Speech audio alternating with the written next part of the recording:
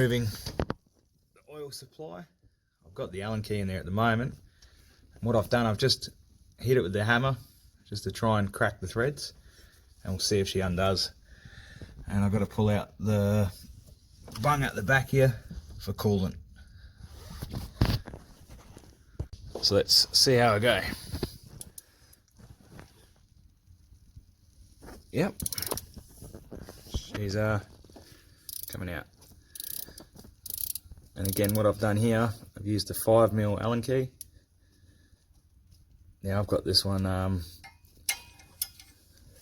no ball in the end, so I've got complete 100% surface area, and I was able to give it a decent knock with the hammer. And now we've let's have a look when we get it out. Pretty sure it's 1/8 BSP thread. There we go, she's out. Now try and get this plug out, 12mm socket. There we go, it's cracked. And this should be my coolant feed. Pull that out. Now I've just got it about to come out. There we go. There goes all my bloody brand new coolant that I put in a couple of months ago. It's alright.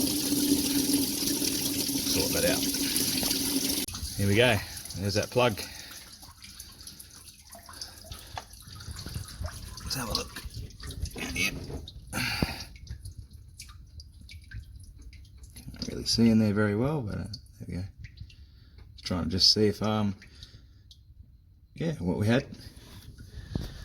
So with those fittings out, got them right here. Just having a look at the kit that I've brought, which is a Garrett turbo kit from MTQ.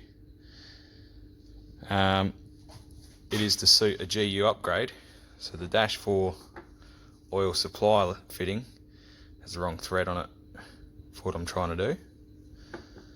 But I do have a spare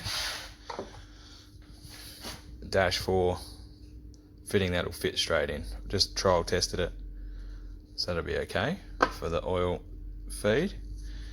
Now I just had a look through the kit, and this is the coolant supply. So that's that plug I took out. And now I'll have a play around the rest of it. But it looks pretty much like quality. Well, it better be because I paid for it. Dash 4 oil line, coolant line.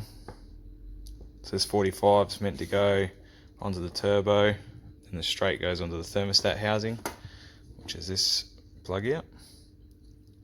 And yeah, I'll keep you updated.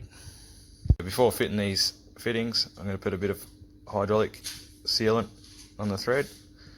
And on the coolant, I'll put some thread sealant just on here. Screw them in. Got the sockets pre-done, so I can just smash them in. So what I've done now, the oil supply fitted, the gaskets are on, studs are all tightened, and a bit of never sees on them. The coolant fitting's in. I have a feeling those hoses are going to be easier to fit after or before, but I'll get the manifold on for now. So the stage I'm up to at the moment, I've just put all the fittings in, oil drain, coolant supply, I think this one is. I'll let you know once I've got it plumbed up, we'll have a look again. Oil feed, which is the dash 4 fitting, and I've just put the studs in for the exhaust for the dump pipe, and the dump pipe that's provided is pretty mad, I reckon.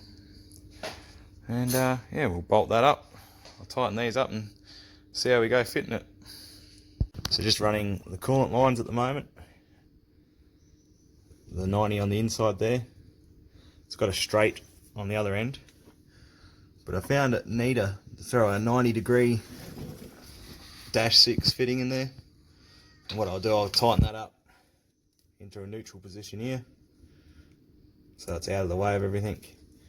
And then I'll tighten this end up so that way the hose isn't touching anything, and it's got plenty of clearance from the exhaust. The 45 here, and yeah, reattach it up to the heater hose as a return. The oil supply seems to be pretty neat, and I'll tighten all that up. Just got to work out the oil drain down onto the sump. I'm thinking about here somewhere in between those two bolts, and I'll get to that part and let you know. So coolant return line fitting. I think I might throw a P-clamp in here as a extra precaution, just down here somewhere, to hold it out of the way of the intake piping. So what I've done, once it started to get firm to the spot where you know you're going to leave it, I just put the return line on so it's loose. Just kept adjusting it until I had that right angle so she's not touching on anything.